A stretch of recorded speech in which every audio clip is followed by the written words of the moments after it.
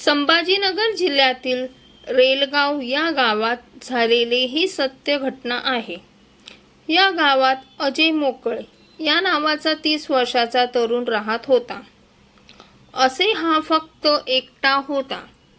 त्याला आई वडील भाऊ बहीण असे रक्ताचे नाते नव्हते, पण त्याला नातेवाईक होते। लहानपणापासून तो एकटा राहत होता। शेतात काम करून आपला दिवस काढायचा। अजय एकटा राहत असल्यामुळे नातेवाईक गावातील लोक त्याच्या लग्नाचा विचार करू लागले। एकटा होता, त्याच्या मागे पुढे कोणी नव्हतं, त्याला मुलगी कोण देणार, नातेवाईक बोलत होते। पण जर त्याचं लग्न झालं तर अजयला त्याची बायको नक्की आधार देईल। नातेवाईकांनी अजयला मुलगी बघायला सुरुवात केली। नशिबाने त्याला फार चांगली देखणी मुलगी, तिचं नाव रुपाली। दोघांचं लग्न झालं। रुपाली आल्यामुळे अजयला चांगला आधार मिळाला। त्याचा संसार चांगला चालू लागला। तो बायको आल्यामुळे फार कष्ट करू लागला। रुपाली सुद्धा खूप गुणी मुलगी होती।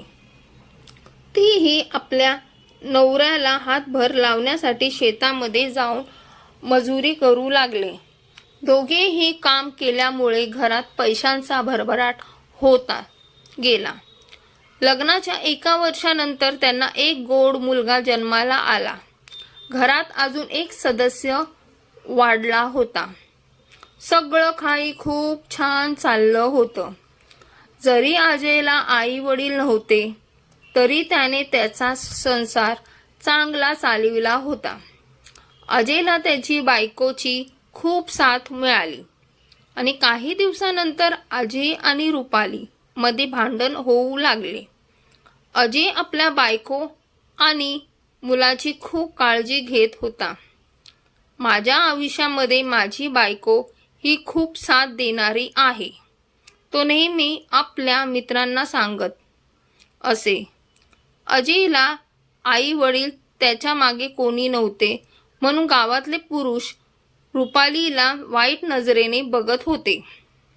रुपाली शेतात काम करायला जायची, तरी ती खूप छान देखणी असल्यामुळे सगळे तिच्याकडे बघायचे। रुपाली शेतामध्ये काम करत असेल तेव्हा तिची ओळख काही महिलांबरोबर पुरुषांसोबत सुद्धा होती। गावातील प्रणाली, तिचा भाऊ विक्रांत व त्याचा मित्र सचिन याचे चांगले मैत्री झाले। रुपालीला प्रणालीचा भाऊ विक्रांत आवडायला लागला। दिसायला खूप सुंदर होता। रुपाली हे विसरून गेले की तिला नवरा आहे। विक्रांत हा रुपाली सोबत शेतात मजुरी करायला येत होता। रुपाली बरोबर गप्पा मारणे। विक्रांतची बहीण पण शेतामध्ये काम करायची। रुपाली आणि विक्रांत यांच्यात हळूहळू प्रेम प्रकरण सुरू झालं। रुपालीचं लग्न झालं व तिला मुलगा आहे, तरी विक्रांतच्या वर प्रेम करू लागला होता। रुपाली सुद्धा त्याच्या प्रेमात खूप गुंतली होती। असेच दोघांचं प्रेम प्रकरण वाढत गेलं। शेतात त्या दोघांचा संबंध सुरू झाले। रुपाली खूप खुश असायची, पण जेव्हा घरी यायची तेव्हा ती खूप थकलेली असायची। अजय रुपालीला खूप समजून घ्यायचा। विक्रांत आणि रुपाली यांची जवळी खूप वाढत होती। या प्रेमामुळे रुपाली मुलगा आणि नवरा यांना सुद्धा विसरून गेली। आपण काय करत आहे हे देखील तिच्या मनात विचार येत नव्हता। विक्रांतीला सर्व पुरवत होता, त्यामुळे ती अजय याची गरज वाटत नव्हती। अजयला बायको रुपाली शिवाय कोण नव्हते। रुपालीवर अजय खूप प्रेम करत होता। अजय मोकळे मनाचा होता। त्याला त्याची बायको काय करते काय नाही त्याला फरक पडत नव्हतं। तेच रुपालीने खूप अजयचा फायदा उचलला। प्रणाली व विक्रांतचा मित्र या सगळ्या प्रकरणांना खत पाणी घालत होते। अजयला लपून हे सर्व प्रेम प्रकरण होत होतं। विक्रांतची बहीण आता रुपालीला बोलत होती, तू अजयला सोडून दे आणि विक्रांत संग लग्न कर, त्याच्यासोबत राहा, असे बहीण आणि विक्रांतचा मित्र सचिन तिला बोलू लागले.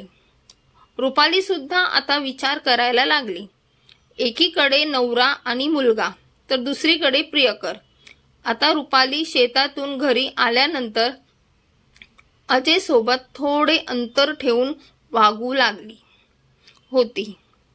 रात्री जेव्हा अजय आपल्या बायकोसोबत झोपायला जायचा, त्यावेळी रुपाली त्याला सोबत झोपण्यासाठी नकार देत होती.